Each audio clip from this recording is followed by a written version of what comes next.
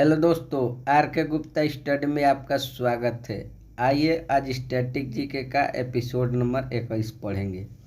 तो इसका पहला क्वेश्चन है कि भारतीय संविधान में संसद के कितने सत्र होते हैं।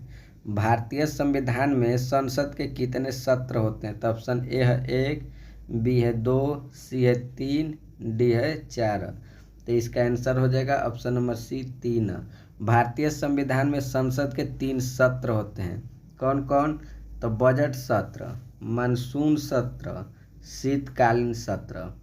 संसद के 3 सत्र, बजट सत्र, मानसून सत्र, शीतकालीन सत्र। आप देखेंगे संसद के 2 सदन होते हैं। संसद के कितने सदन होते हैं? तो 2 सदन। कौन कौन? तो लोकसभा तथा राज्यसभा। संसद के 2 सदन। आप देखेंगे राज्यसभा एक अस्थाई सदन है। राज्यसभा एक अस्थाई सदन है। अब भारतीय संसद के 3 अंग होते हैं। भारतीय संसद के 3 अंग होते हैं। कौन कौन? तो लोकसभा, राज्यसभा तथा राष्ट्रपति, 3 अंग होते हैं। आइए अगला क्वेश्चन। अगला क्वेश्चन है कि राजा राम मोहन राय के इंग्लैंड जाने के बाद ब्रह्म समाज का बागडोर किसने संभाला था। राजा राम मोहन राय के इंग्लैंड जाने के बाद ब्रह्म समाज का बागडोर किसने संभाला था। तो ऑप्शन ए है देवेंद्र नाथ टैगोर, बी है केशव चंद्र सेन, सी है रामचंद्र बिघवा घीस, डी है दयानंद सरस्वती। तो इसका आंसर हो जाएगा ऑप्शन नंबर सी रामचंद्र बिघवा घीस।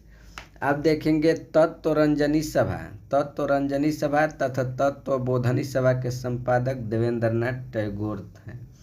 अब प्रार्थना समाज की स्थापना केशव चंद्र सेन की प्रेरणा से आत्माराम पांडु ने किए थे।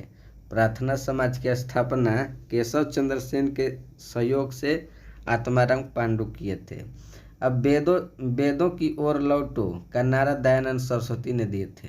वेदों की ओर लौटो का नारा दयानंद सरस्वती ने दिए थे।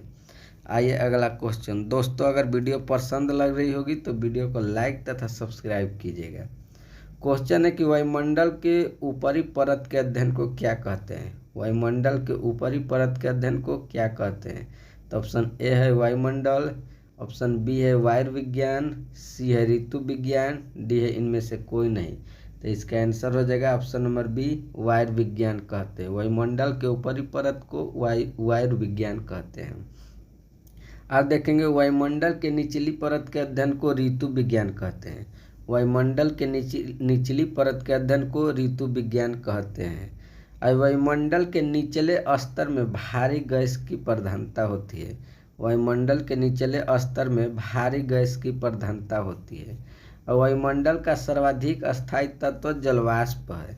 वायुमंडल का सर्वाधिक अस्थायी तत्व क्या है? तो जलवाष्प है। आइए अगला क्वेश्चन। अगला क्वेश्चन है कि विश्व के अर्थव्यवस्था में भारतीय अर्थव्यवस्था का कौन सा स्थान है।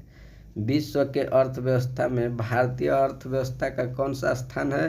तो ऑप्शन ए है 2, ऑप्शन बी है 3, ऑप्शन सी है 5, ऑप्शन डी है 4। तो इसका आंसर हो जाएगा ऑप्शन नंबर सी 5वां स्थान पर भारतीय अर्थव्यवस्था का स्थान है। पहले 4 था, लेकिन अब 2022 के आंकड़ा के अनुसार भारतीय अर्थव्यवस्था 5 नंबर पर हो गई है। आप देखेंगे पहला पर किसका है? तो अमेरिका का। पहला पर अमेरिका, दूसरा पर चीन, तीसरा पर जापान, चौथा पे जर्मनी, 5वां पे भारत है विश्व में।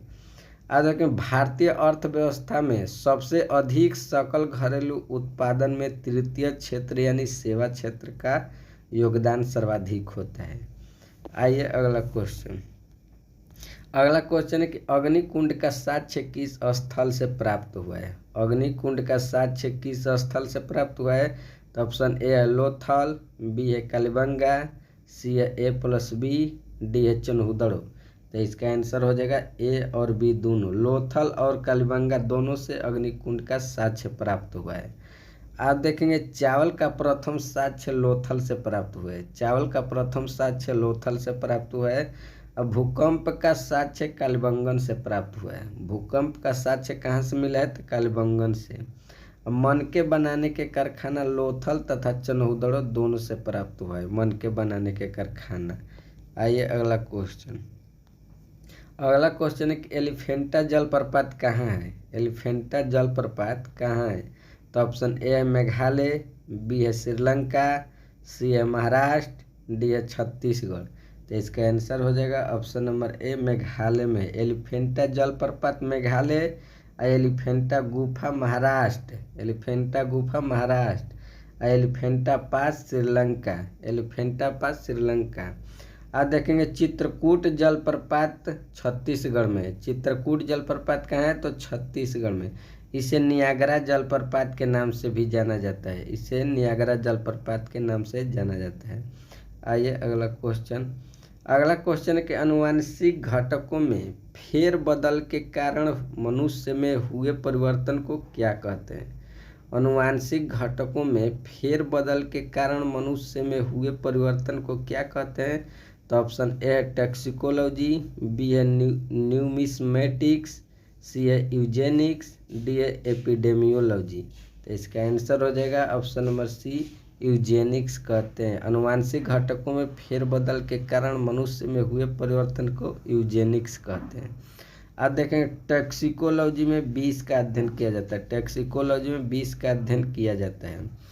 और न्यूमिस्मेटिक्स में पुराने सिक्कों का अध्ययन होता है। न्यूमिस्मेटिक्स में पुराने सिक्कों का अध्ययन किया जाता है। एपिडेमियोलॉजी में महामारी रोग का अध्ययन किया जाता है। एपिडेमियोलॉजी में महामारी रोग का अध्ययन किया जाता है। आइए अगला क्वेश्चन है कि किस आयोग के अनुशंसा के आधार पर पंजाब पुनर्गठन अधिनियम द्वारा पंजाब और हरियाणा राज्य का गठन किया गया है। तो ऑप्शन ए है शाह आयोग, बी है मंडल आयोग, सी है एसके धर आयोग, डी है इनमें से कोई नहीं। तो इसका आंसर हो जाएगा ऑप्शन नंबर ए शाह आयोग। शाह आयोग के अनुशंसा पर 23 अप्रैल 1966 ईस्वी को इस राज्य का गठन किया गया है। अब देखें मंडल आयोग। मंडल आयोग का गठन 1979 ईस्वी में हुआ था तथा यह किससे संबंधित है। तो पिछड़े वर्ग से संबंधित है मंडल आयोग। और मंडल आयोग के गठन के समय मोरारजी देसाई पीएम थे। प्रधानमंत्री उस समय मोरारजी देसाई थे। अब देखेंगे एसके धर के अध्यक्षता में भाषाई आधार पर नियुक्ति की गई थी। एसके धर के अध्यक्षता में भाषाई आधार पर नियुक्ति की गई थी। आइए अगला क्वेश्चन।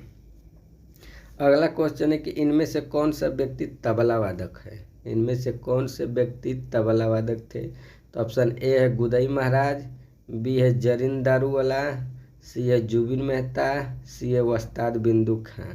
तो इसका आंसर हो जाएगा ऑप्शन नंबर ए गुदई महाराज तबला वादक थे। अब देखेंगे जरीन दारूवाला का संबंध सरोद वादक से थे। जरीन दारूवाला सरोद वादक थे। और जुबिन मेहता सिमझमी से थे। जुबिन मेहता का संबंध सिमझनी से। और वस्ताद बिंदु खां सारंगी वादक थे। वस्ताद बिंदु खां सारंगी वादक थे। आइए अगला क्वेश्चन। अगला क्वेश्चन है कौन सा नृत्य है जो वर्ष में 3 बार होता है।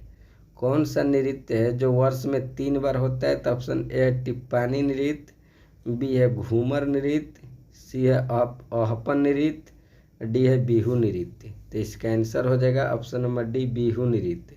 बिहू नृत्य यह असम के कछारी जनजाति द्वारा मनाया जाता है। बिहू नृत्य यह असम के कछारी जनजाति द्वारा मनाया जाता है। यह वर्ष में 3 बार आयोजित होता है। अब देखें टिप्पानी गुजरात का लोक नृत्य है। टिप्पानी कहाँ का है। तो गुजरात का है। और घूमर नृत्य राजस्थान का है। घूमर राजस्थान का लोक नृत्य है। और अहपन बिहार का लोक नृत्य है। अहपन कहाँ का है। तो बिहार का लोक नृत्य है। दोस्तों अगर वीडियो पसंद लगी होगी तो वीडियो का लाइक तथा सब्सक्राइब कीजिए।